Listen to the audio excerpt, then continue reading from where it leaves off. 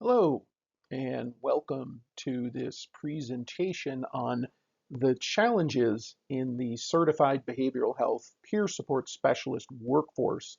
This is the 2025 version.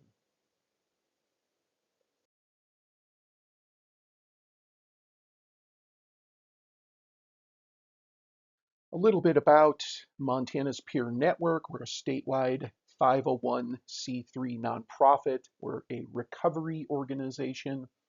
We've been around since 2011, leading the recovery movement here in Montana. We have just over 1,800 members in 78 unique communities across Montana. And our mission is to lead the development of the peer support workforce and create pathways for wellness and recovery in communities throughout Montana. Those of you who are members or familiar with Montana's Peer Network might know um, some of this information about the organization, um, but some of you watching this, this might be new information. So let's give you a little more expansive view of who we are and why we're doing this presentation. First off, my name is Jim Hajny. I'm the executive director for Montana's Peer Network, and I first became a peer supporter in 2008. I started a drop-in center program in Livingston, and I ran that program for 3 years, and then I started Montana's Peer Network. And that's particularly relevant because back in 2008, there was no training, there was no certification, there was no clinical supervision. There was just a handful of us around the state doing formal peer support within the behavioral health system. And we were trying to figure it out as we were going along. And we actually have another presentation on this called Past, Present, Future Peer Support, which you can find on our training platform. And I'm going to refer to that a few different times within this training. But in that presentation, I start all the way back and go through the years and how peer support developed and where we came from and where we're going. This particular presentation is about where we are right now, so kind of a snapshot. And Montana's Peer Network has been training peer supporters since 2015. That's when we did our first PS 101 class in Helena. And there was no certification at that time, but there were peer supporters working throughout the state who needed training. And I knew this because when I started in 2008, there was no training, and I was doing the job for not quite a year before I finally got to take a training, and it was a training out of Arizona because we didn't have anything here in Montana. So that particular training was 80 hours, and it was an eye opener. I mean, it validated many of the things that I was doing as a peer supporter, but it also opened my eyes to the possibilities and how expansive peer support could be. So when I started MPN, this was one of my goals for the state of Montana to have certification for behavioral health peer supporters. And so through the work of the Montana Peer Task Force, 2012, 2013, 2014, 2015, we developed primarily what is the rules today for behavioral health certification. Um, that all came from 4 years worth of development by many, many people. And again, if you want to learn more about that and how that happened, we have another presentation on that, which starts again back in the beginning. It's called Past, Present, Future Peer Support and goes in depth. But in 2015, we did our first PS 101 class, 40 hours, right? And of course, since 2015, it's 10 years later, the training has evolved into something much more robust. Um, but we started in 2015. And so over the course of 10 years, we've trained over 1,000 peer supporters in Montana, over 1,000. Um, and a breakdown of some of the numbers, because we're talking about workforce in this presentation, right? 564 never even applied for certification. And these are important numbers because as I go through the presentation and I'm talking about the different areas of challenge for peer supporters, keep these numbers in mind.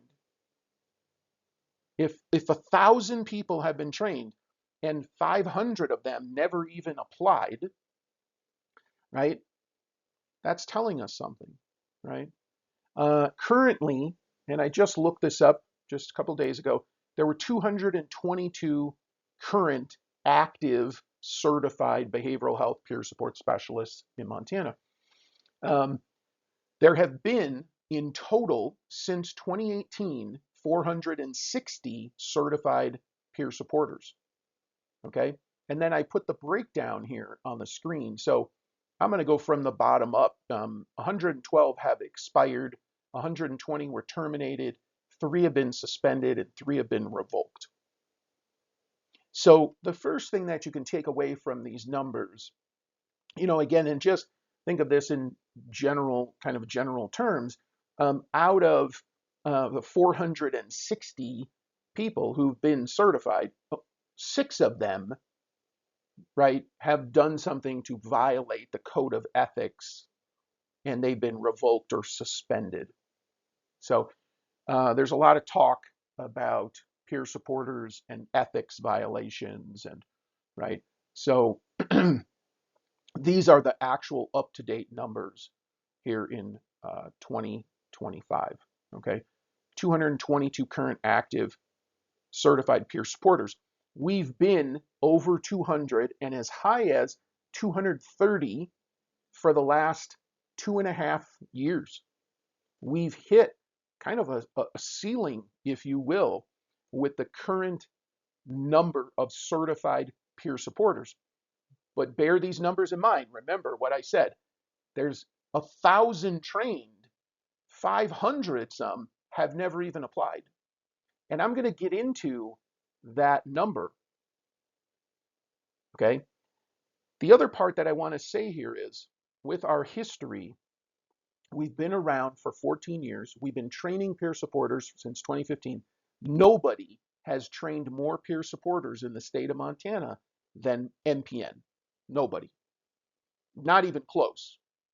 The Board of Behavioral Health has other trainings that are approved, and some of those are out of state trainings. Some of those aren't even Montana-based trainings. So it's very interesting that we're allowing that. And I'm going to get into that in some of the challenges that we're allowing out-of-state trainings to be counted here, because it brings up some issues that I'm going to talk about. But there's a whole lot of people who've been trained who are eligible to be certified peer supporters who have not applied, right?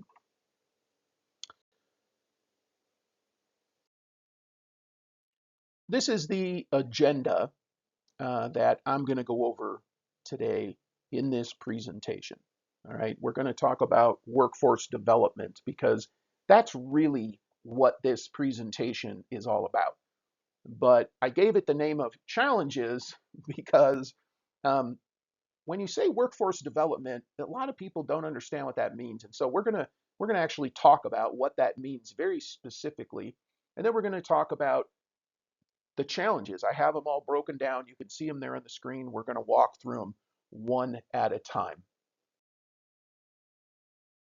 Okay, so workforce development. What do you think of when I say workforce development? Right.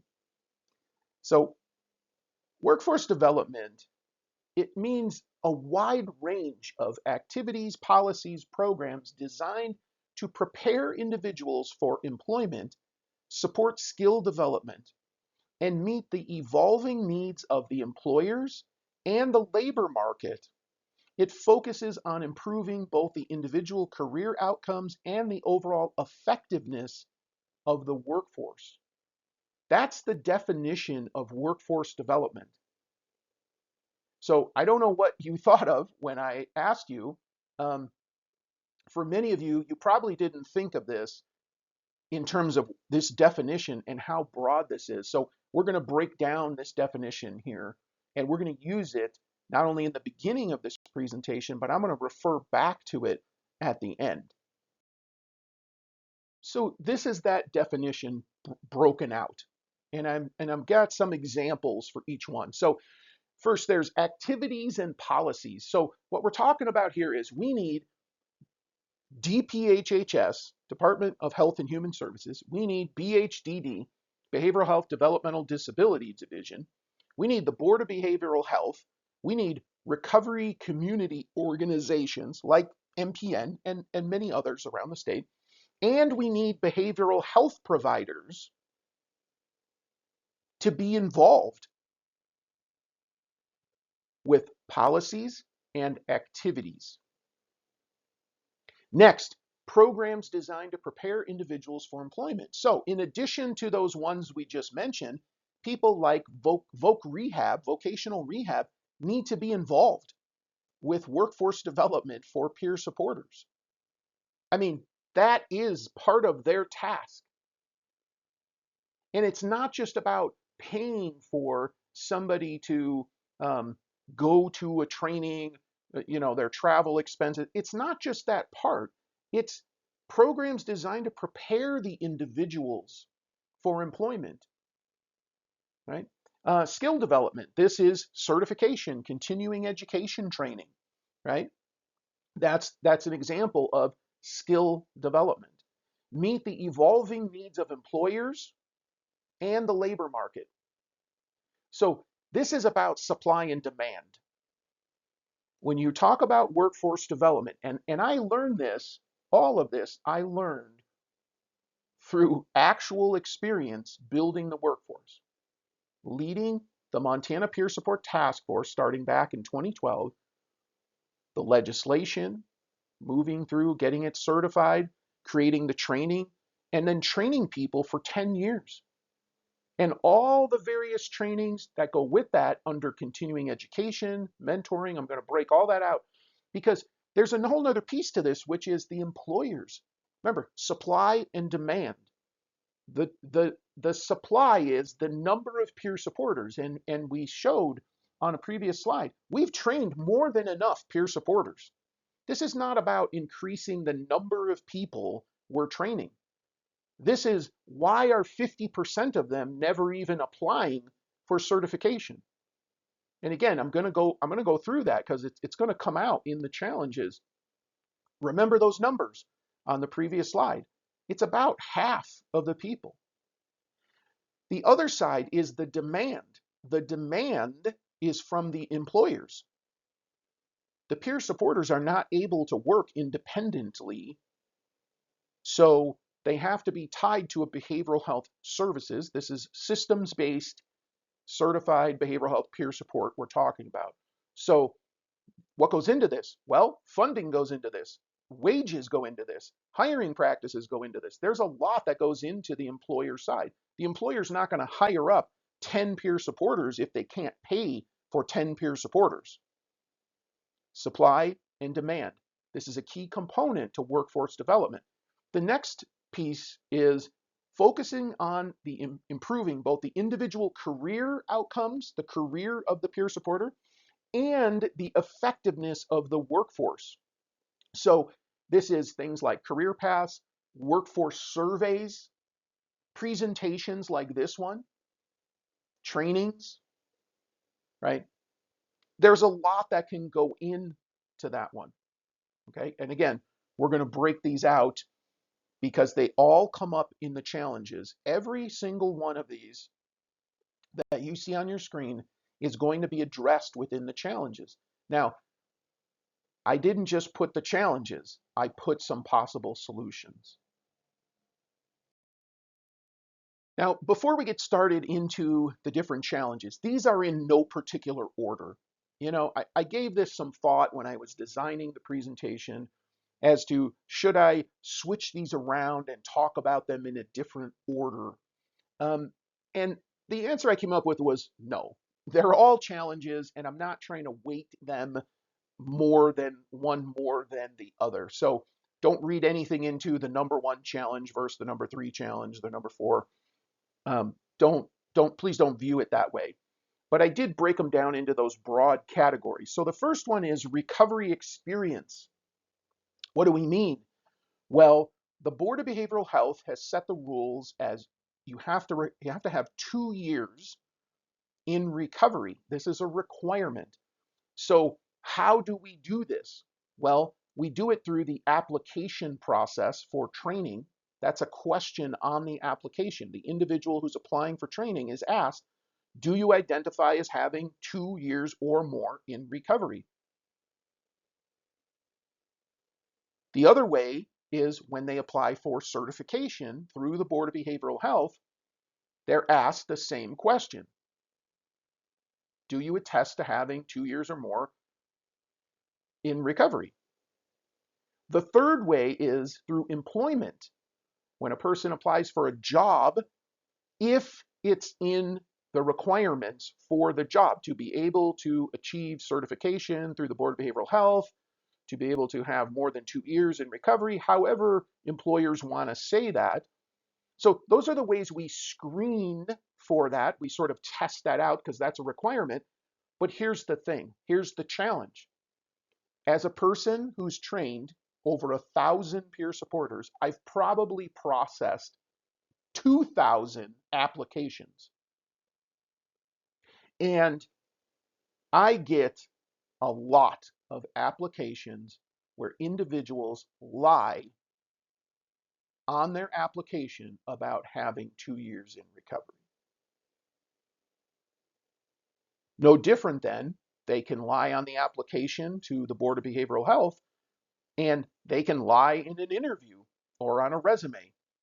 So these are safeguards that are in place, but we have no way to know that. A stranger is applying, we ask the questions, and they can say, now, how do I know that? How do I know people lie on the application? Well, it's very easy because the system that we use shows us their answers. And when they say, no, I don't have 2 years in recovery, it says you are not qualified at this time for the training. We then see them log back into the system, fill it out till they get to that question, and then they change their answer from no, I don't have 2 years to yes, I have 2 years. And so we end up with 2 applications. One that says you're disqualified, and one that says, oh, hey, suddenly you're qualified. 5 minutes later, we see the date, the timestamp right on it. This is a challenge we have, and it's no different than if you're interviewing somebody, you have this challenge when you're asking people questions. If they're not honest with you, then you can't, what can you do? I have no idea how long the person's been in recovery, and no different with the Board of Behavioral Health, right?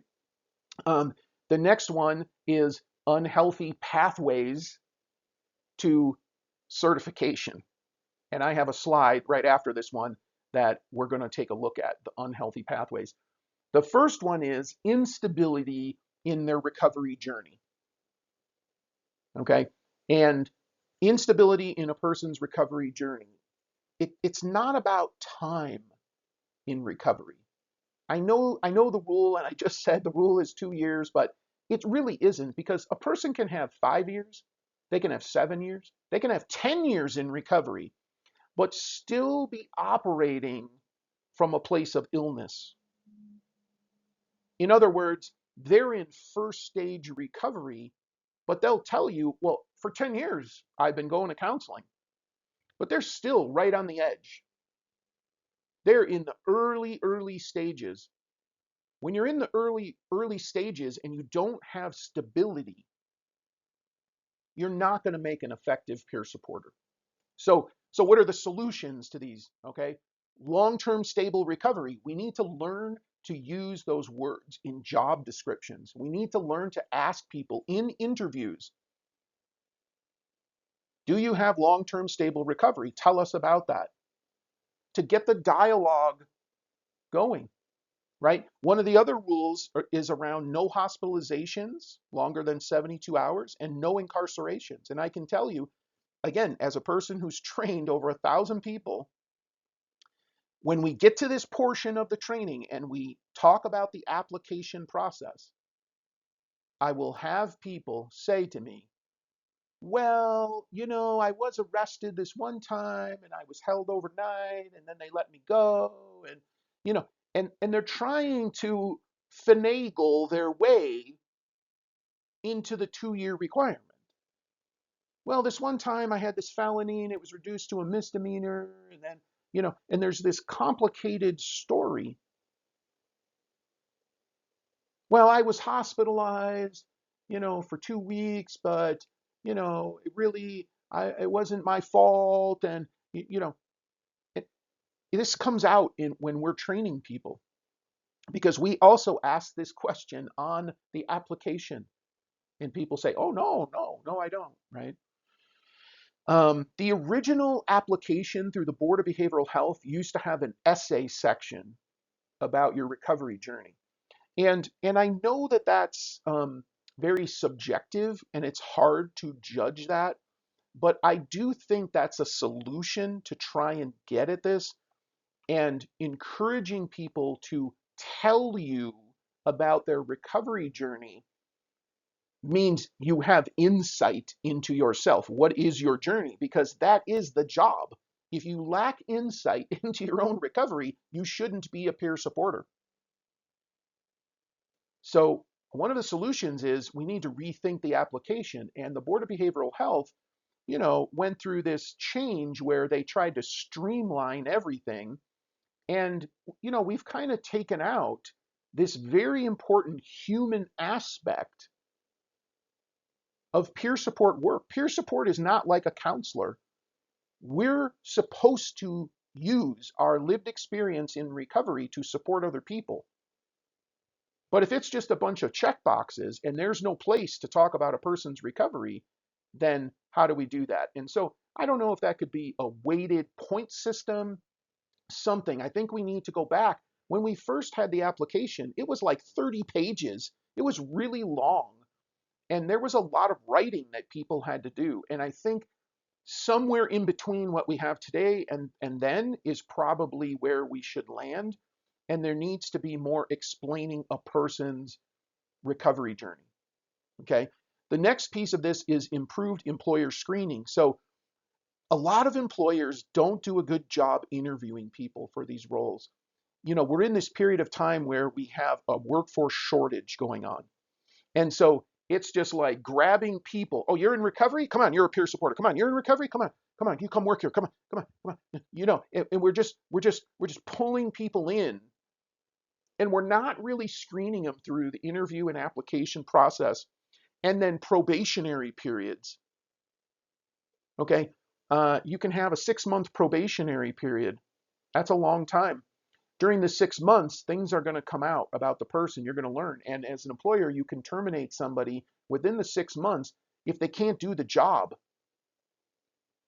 So if I really don't have 2 years in recovery and I lack insight and I'm not a good fit, that can come out during that period of time. And we have to understand, yes, we're in a workforce shortage, but peer support is not here to solve all the other shortages that are going on. We have to make sure we're hiring the right people who have long-term stable recovery, not somebody who has 18 months and we're going to say, oh, well, we'll just fudge it.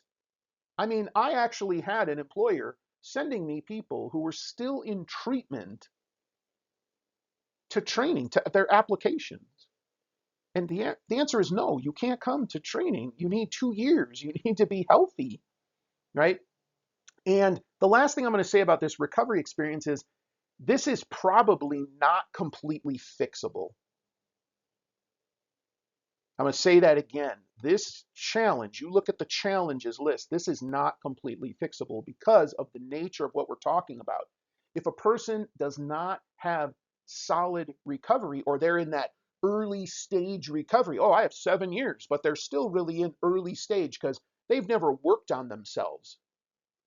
Yeah, they're clean and sober, but they've never really worked on themselves, their emotional development, let's say, okay? How are you going to be effective in the workplace? You're not.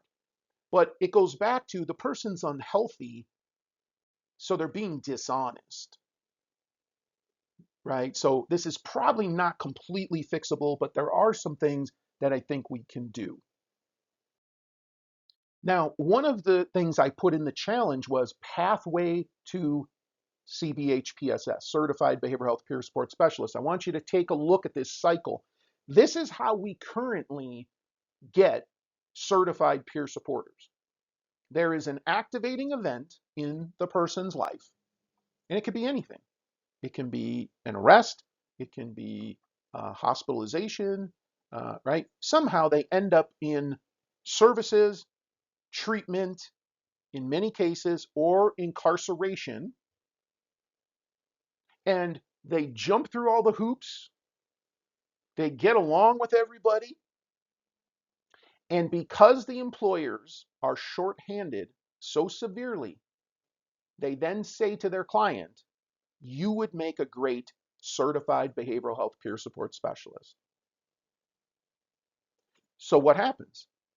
Well, the person just went from whatever the activating event was, because that's how most people get into recovery. People don't usually just wake up one day and say, hey, I think I'll be in recovery today. Something happens. You're hospitalized, right? You're put on a 72-hour hold. You have a suicide attempt. You have an overdose, right? You get divorced. You lose custody of your children. Something happens. They enter the system.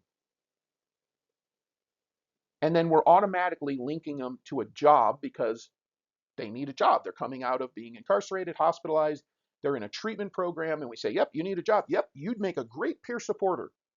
This is a severe problem that is totally fixable. Employers need to stop hiring their clients. That needs to stop. Now, that doesn't mean you can't ever hire them after they leave, go do something else for 2 years, then come back, or 5 years, or 7 years. For me, it took me 14 years in recovery before I became a peer supporter. That's how long it took me to get healthy, to be able to go out there and be vulnerable and risk. And that's what has made me such an effective peer supporter, because I had so much time to heal. I didn't go straight from being hospitalized to being a peer supporter. You're not healthy enough. And then that, of course, leads to relapse. And when I use the word relapse throughout this presentation, I don't mean just substances. I mean suicide attempts, rehospitalizations, creating the same patterns over and over where we go backwards and now we have to start back all over again, right? We have to change this pathway to certification. Again, we're training 1,000 people. It's not about we're not training enough people, okay? So this is the way I suggest we look at this pathway to being a certified peer supporter. You still have the activating event up at the top. That's what happens for most of us. It leads to treatment, or it could be incarceration, hospitalization, something. We have to understand that that's not recovery. And I'm going to talk about this in another slide. That's not recovery. Recovery then becomes a choice. If you're in a treatment court program, while you're in the program, they are hanging over your head incarceration. You do A, B, C, D, E, F, G, or else you go to jail. So people jump through the hoops. And treatment programs love to brag about their success rate, but their success rate is only based on when people are in the program. After the person leaves the program, they have a choice. They're at a fork in the road.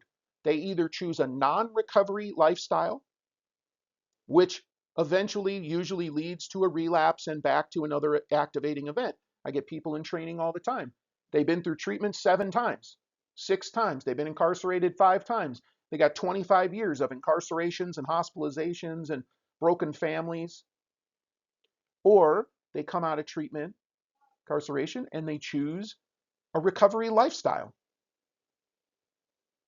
The person then needs 2 years in recovery or more, and I like more, to be truly effective, right? And this is where the person then can become the certified behavioral health peer support specialist. You see how this is different? This isn't this cycle of taking people straight from treatment and skipping a step, because the most important component, once you choose a recovery lifestyle, the most important thing is time. We tend to forget that in a system-based, okay, treatment, because it's all about checking the boxes. In the door, check the boxes, out the door. In the door, check the boxes, out the door. In the door, check the boxes, out the door. After you're done in treatment, you have a choice. You either choose a recovery lifestyle or a non-recovery lifestyle. And time is the big factor. If we want effective peer supporters, we have to begin focusing on this left side. And we have to stop doing the broken cycle of taking clients, giving them a name badge, and paying them. This has plagued peer support from the beginning, because it's easy. Because an employer says, "Oh, Jim was so great in treatment. Jim helps other people. Yeah, Jim has 5 months in recovery. Oh yeah, he'd make a great peer supporter." We need to stop saying that to people. It's hurting the workforce, and it's really ultimately hurting the individuals who come in to receive services. Okay, the next one is training competencies. Let's talk about this. The challenges. 45% of the peer supporters who are trained they're not holding a job 6 months later as a certified peer supporter, right? One of the things a lot of employers do is, I've heard this from a handful of employers over the years. They say, well, we're not going to pay for supervision. I'll just change the job title.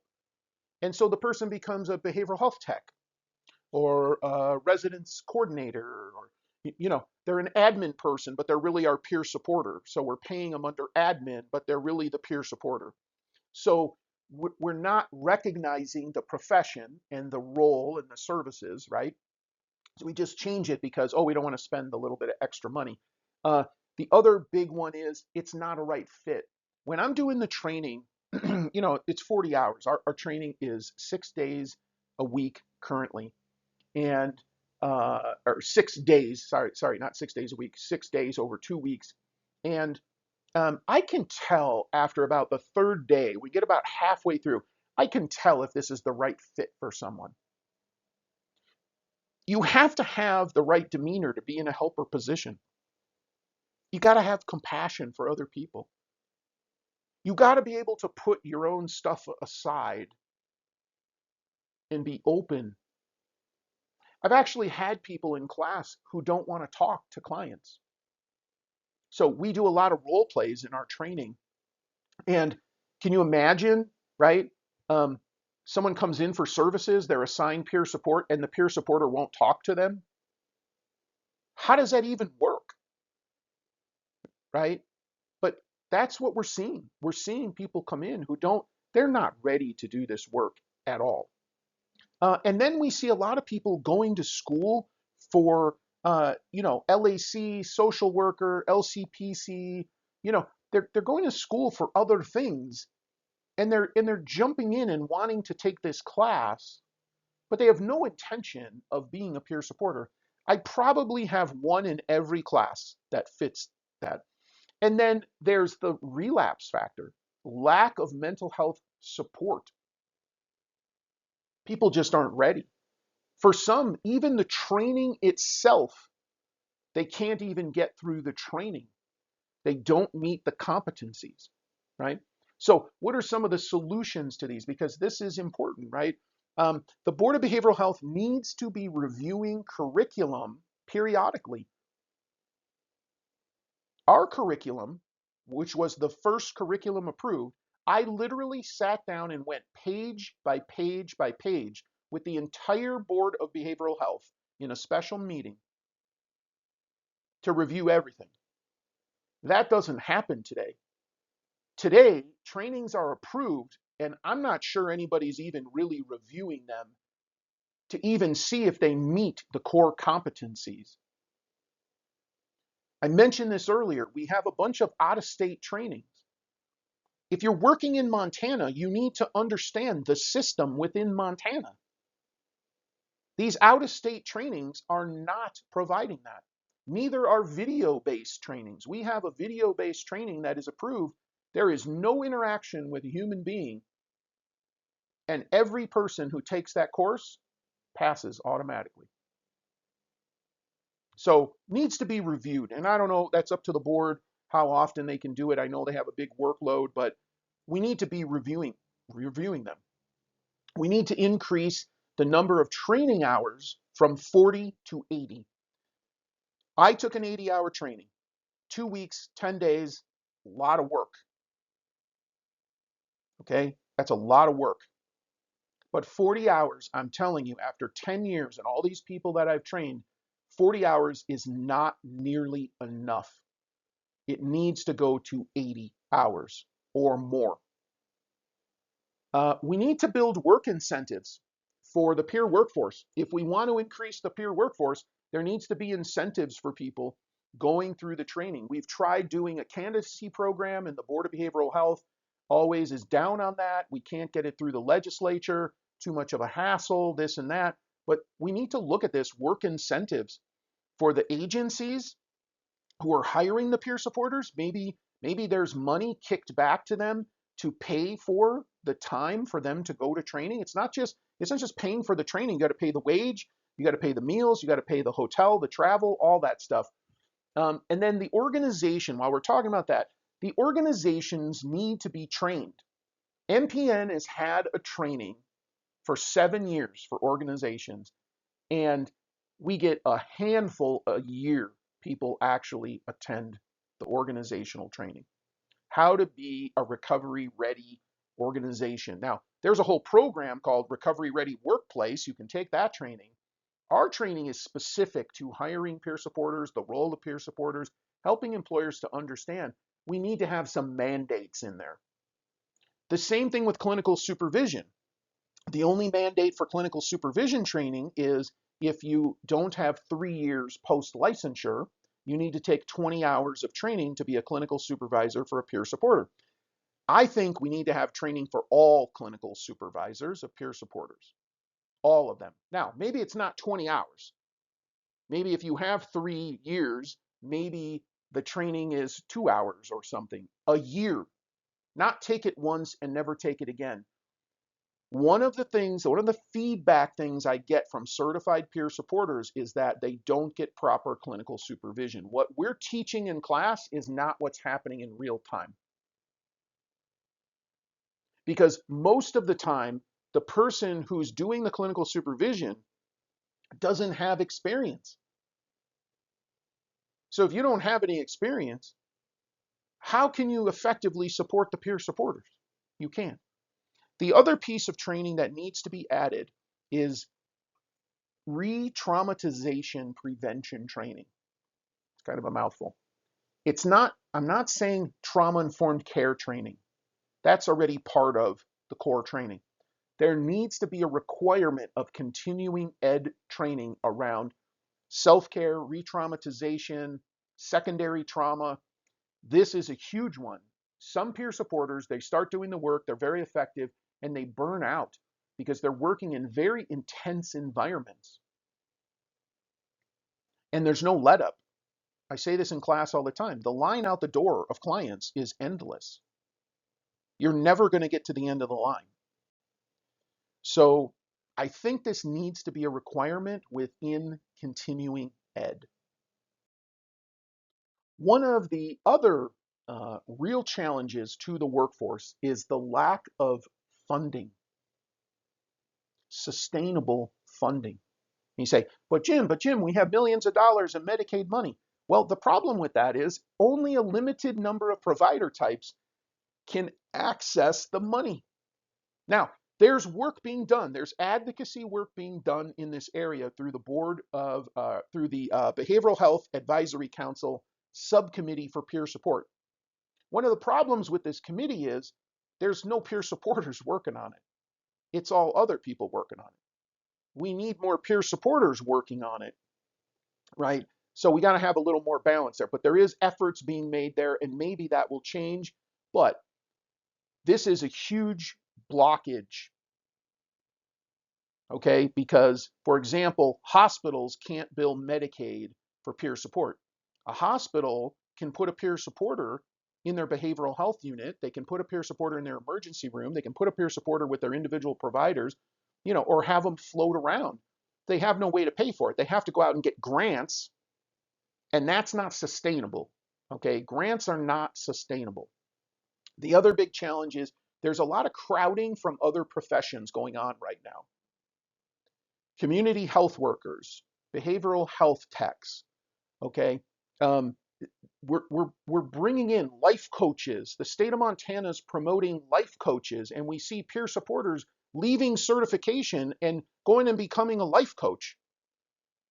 And when you talk to them, they say, well, it's basically the same work. And it's like, no, not really. You're a life coach. You're not a certified peer supporter.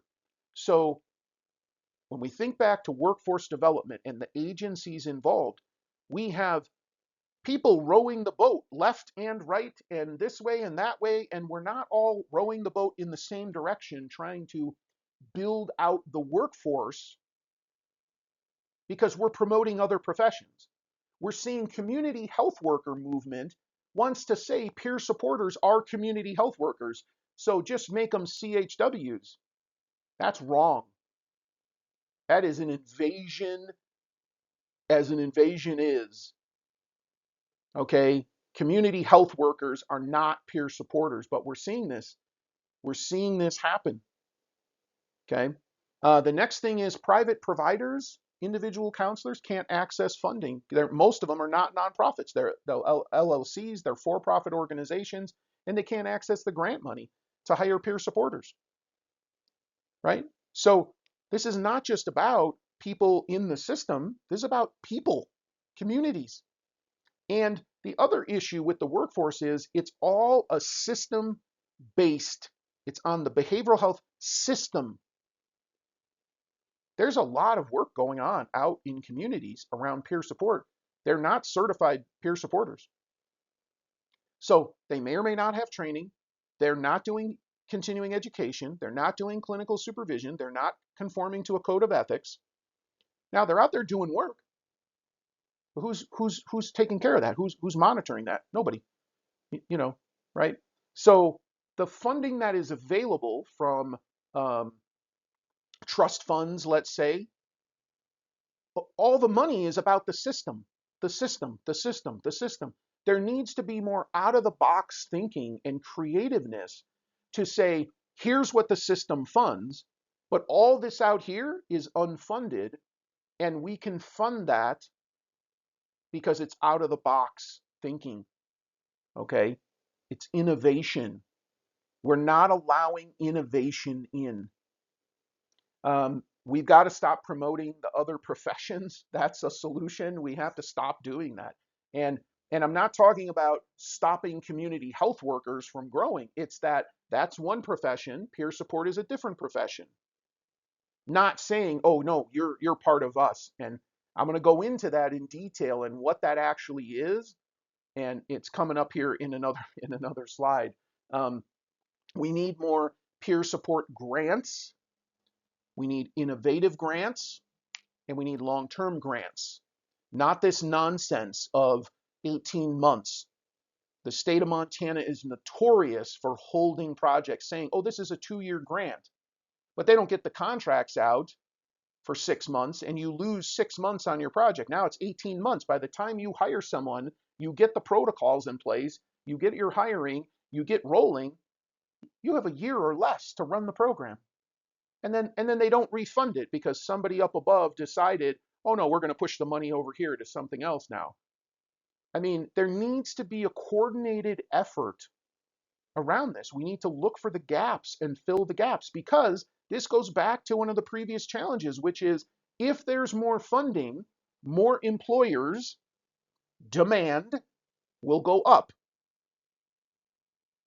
Again, it's not because we don't have enough trained people. It's because there isn't sustainable funding. That is what needs to be looked at, and it has to be coordinated. All right, the next one here is the non-recovery culture. So first off, if you're a behavioral health provider, I'm not picking on you. I want to say that, okay? But behavioral health providers lack an understanding of recovery. I said this earlier. Treatment is not recovery. It is not recovery. It's treatment. And peer supporters are prohibited from giving advice on treatment, diagnosis, and medication. That is a strong boundary, but the treatment people, they don't acknowledge that boundary. And they pull peer supporters in and say, well, see, this is recovery. No, no. Recovery is the rest of your life. It's not the period of time while you're in treatment. It's the rest of your life. All right? There's a culture of burnout within the behavioral health system, and definitely within the peer support workforce. There's way too much focuses on the services, dollars, billing, numbers, checking the boxes. And this is for all the professions. This is the case managers, this is the counselors, this is everybody. It's right. This is the problem with our healthcare system in general, is that we've lost patient care. We've lost the focus to understand that recovery is a lifelong process, and that the 30 days somebody's in your program or the 9 months in your treatment program, that's not recovery, because you're coercing them in a treatment court program. You're coercing them into treatment. Recovery is after they're done. That's when we find out whether the person chooses a recovery lifestyle or not. Now, you can get introduced to recovery within a treatment program. You get introduced to recovery within incarceration. But your real recovery starts when you're out in the world, not when you're in a behavioral health unit. You get introduced, maybe a brochure, a book, you meet a peer supporter, you go to a couple of groups, you connect with some people, that's great. It's what you do after and when you get out. But we need to acknowledge the wellness for all professions, right? And this is part of the solutions. And then there's co-adaptation. And I have a couple slides on this. We're going to go into depth on what co-adaptation is and what are the solutions to that.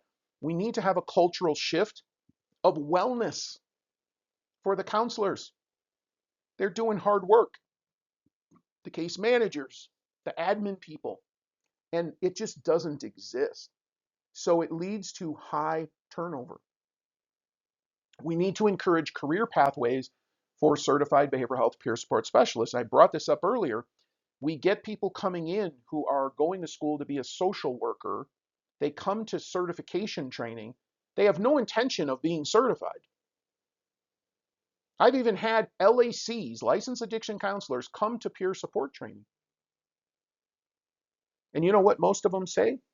This is actually what I really wanted to do. I want to be able to share my story with other people. So we need to encourage pathways for peer supporters. Peer support is an entry-level position. Some people come into this work and they think, oh, yeah, I'm just going to work here forever, and this is great. But it's an entry-level position with entry-level pay, entry-level benefits. We have to encourage them. If they take to being in a helper type role, we need to encourage them to become psychologists, psychiatrists, licensed counselors. We need to encourage that and help them with that pathway. Again, this is workforce development. We need to increase the training and education. We just have to. The state of Montana needs to have a peer support association who will conduct things like surveys, have a conference, do advocacy. This can't be run by the state of Montana. There is an effort by BHDD to control the peer support workforce. I mean, it's ludicrous. It's ridiculous. It needs to be independent. There needs to be an entity that is the association that will fight for the rights of peer supporters, that will hold an annual conference, not a conference designed by DPHHS, and somebody who's going to survey the workforce on a regular rolling basis so we can have this data coming in. We don't have that in the state. We don't have it. Okay? We need to guard against junior counselorism. This is an issue. I see this with peer supporters who've been here for a while. And again, this will go into the co-adaptation piece, but they kind of get sucked in because they're the only peer supporter. They kind of get sucked into that licensed professional field. And the last one is we need to get into the universities to begin teaching recovery and peer support. These need to be certificate programs. Some of the tribal colleges are already doing this, but I'm not seeing this through MSU or U of M. I love that they're getting into the field of counseling, right? But we need to bring the recovery piece with.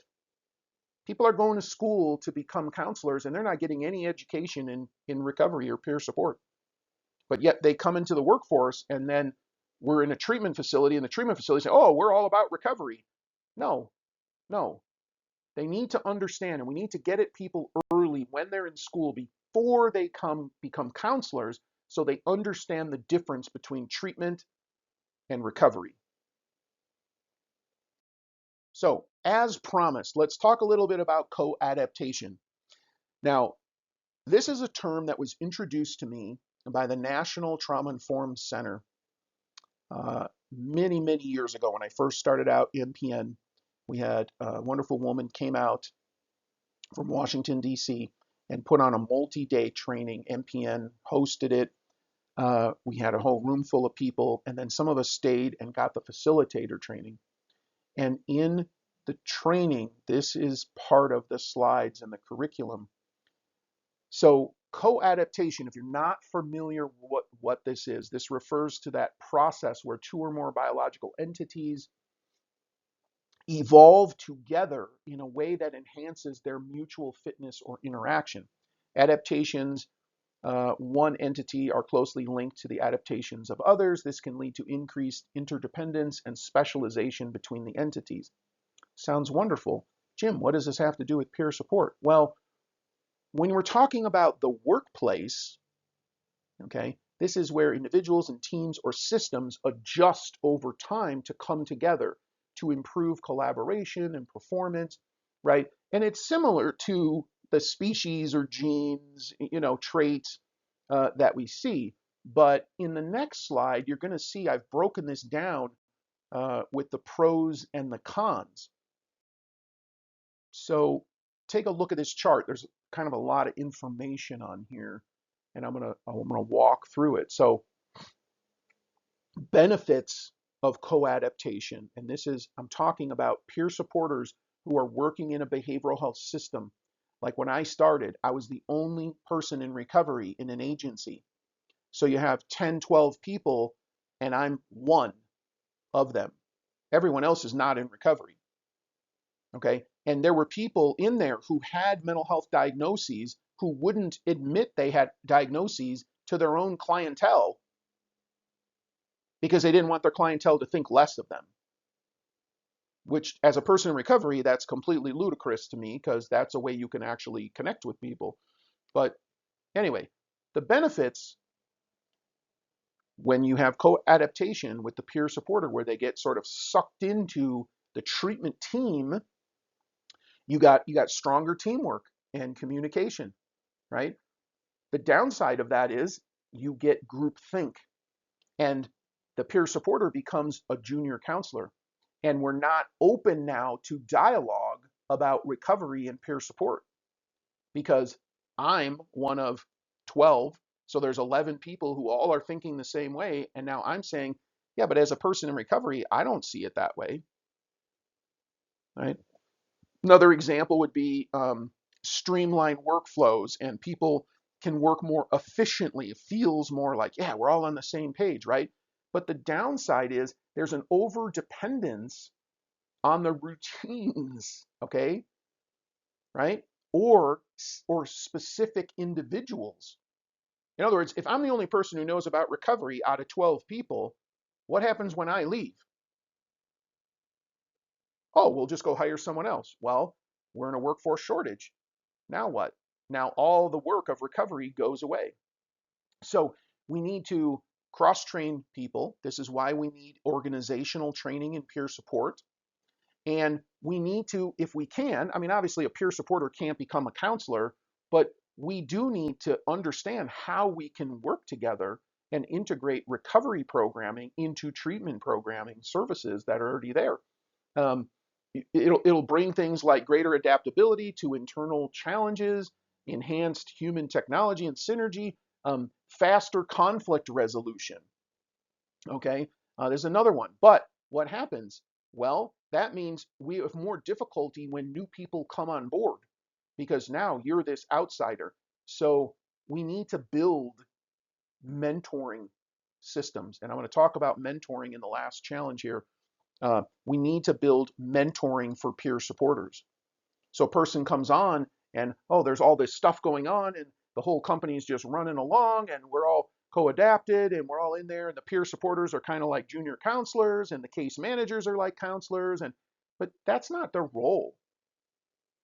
When I do PS 101 training and I begin to talk about scope of practice, I use the example of a doctor and a nurse. And I literally walk people through, I got a cold, I go to the clinic, what happens? And we literally walk through that to help illustrate the different roles that happen. You have an admin person, you have a nurse that comes and gets you, takes your vitals, asks you what's going on, inputs the information. Doctor comes in, reviews the information, checks you out some more, diagnoses you, maybe writes you a prescription. You know, everybody has a role to play. But we get into some of these agencies and the peer supporters are so co-adapted in. I mean, we've had this happen. We had to advocate for peer supporters were told to administer medications. That is explicitly prohibited in the code of ethics for peer supporters. But we had agencies telling peer supporters they had to deliver and administer medications. So we had to advocate, and the state of Montana had to rewrite the provider manual to specifically say peer supporters are not allowed to do this. That's an example of co-adaptation, where we're taking somebody who has no business doing a different role. You're a peer supporter. You have no training in doing that. There's all kinds of medical issues, liability issues, and we're saying, oh yeah, here, you do this now. Okay, so there's a downside to this. Yes, we want systems to flow and everybody to work together, but treatment is not recovery. Recovery is not treatment. And we need to recognize this. And we have to be able to look at our processes and how we're listening to people. Even if I'm the only peer supporter, there's 12 of us, there's 11 people, I may have a different view. I may be able to relate. I may have a different relationship built with the client. So we have to create this environment. Again, this is back to the culture of recovery, understanding recovery. And I'm telling you, the vast majority of behavioral health treatment centers do not understand recovery. They use the words, but they don't understand recovery. Co-adaptation is a big challenge. So the last challenge to the CBHPSS workforce is the lack of mental health. Okay, so what do I mean? Well, there's a lack of mental health support for peer supporters, right? EAP, Employee Assistance Program, is not nearly adequate. You can't send somebody to 3 counseling sessions and say, okay, get your act together and here you go.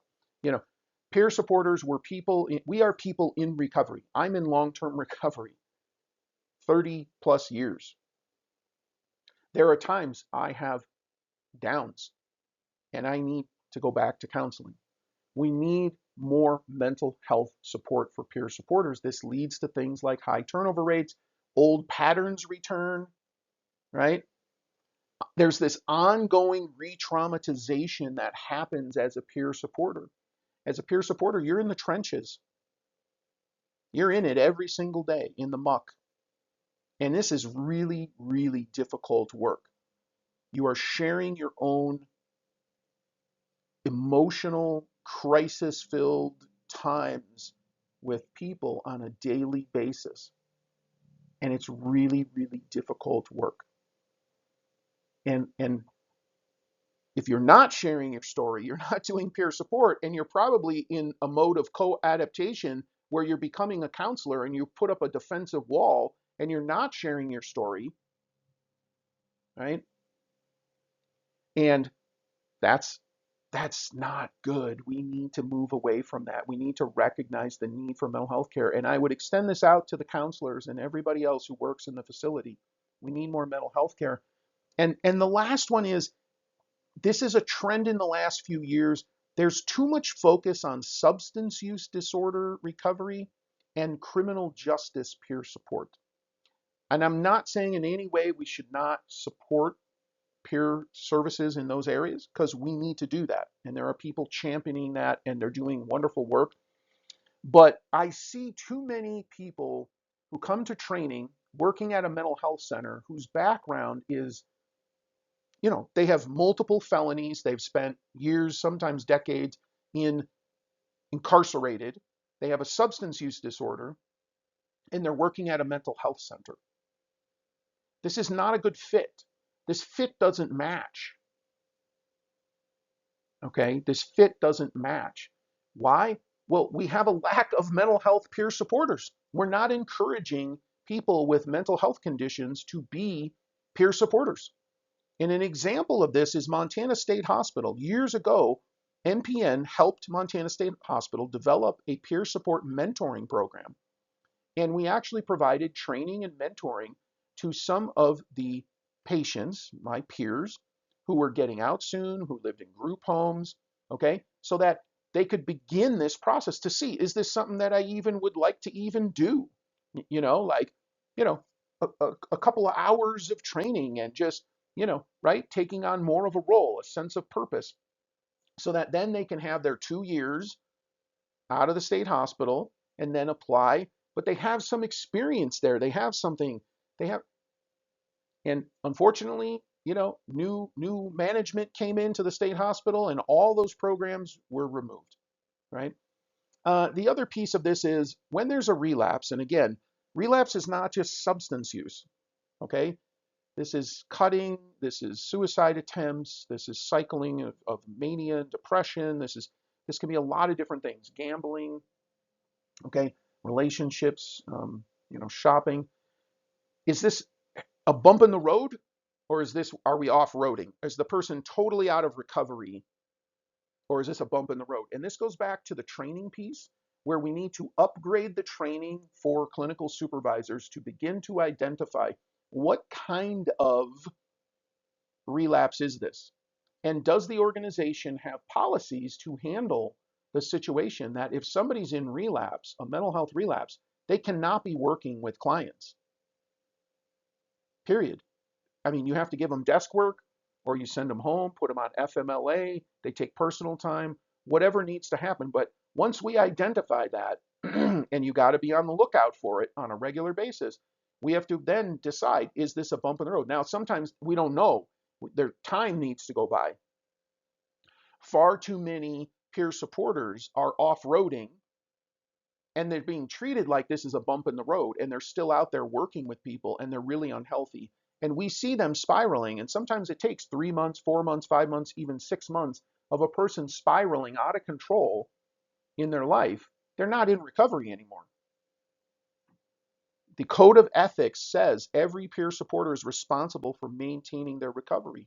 It's right in there. It's black and white. Okay?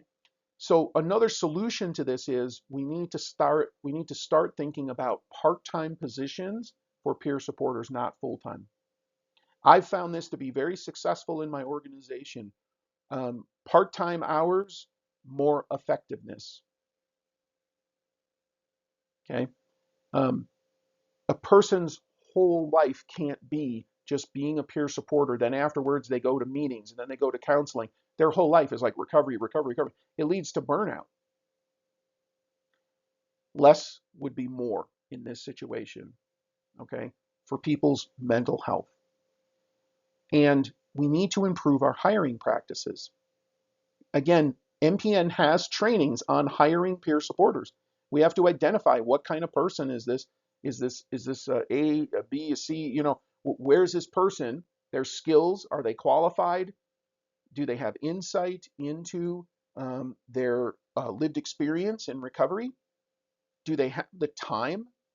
Do they have the compassion to be in a helper role? We need to improve the hiring practices. Okay, this absolutely, we need to do that. Now, we've reached the end of this presentation. Thanks for hanging in here with me. This slide goes back to the first slide, workforce development. Every one of these bullet points that you see on the screen has been addressed in here because it's showing up. The lack of workforce development is showing up in the challenges, and you've been given solutions. These are just my solutions. You sitting there, hopefully you're taking notes. Maybe you have some solutions. Maybe you're in charge of an agency. Maybe you work for DPHHS. We have to do something to address this.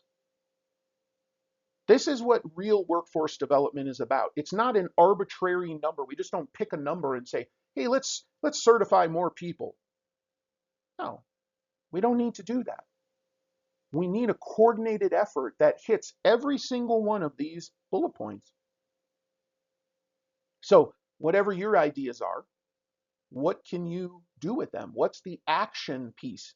This is how, as a peer supporter, when I challenge people who are in recovery, okay, we've planned. Now, what's the action piece? You're writing down ideas. What can you do? How can you get involved? How can you improve the system, the workforce? And it might be something small, might be something big, right? Your ideas are important. These are simply mine. And this is just a snapshot of where we are at this moment. We're in July of 2025. So whenever you're taking this training, you know, this course, you know, things are going to change. Things are going to evolve. Maybe some of the things I addressed in here will change very quickly. Some may not.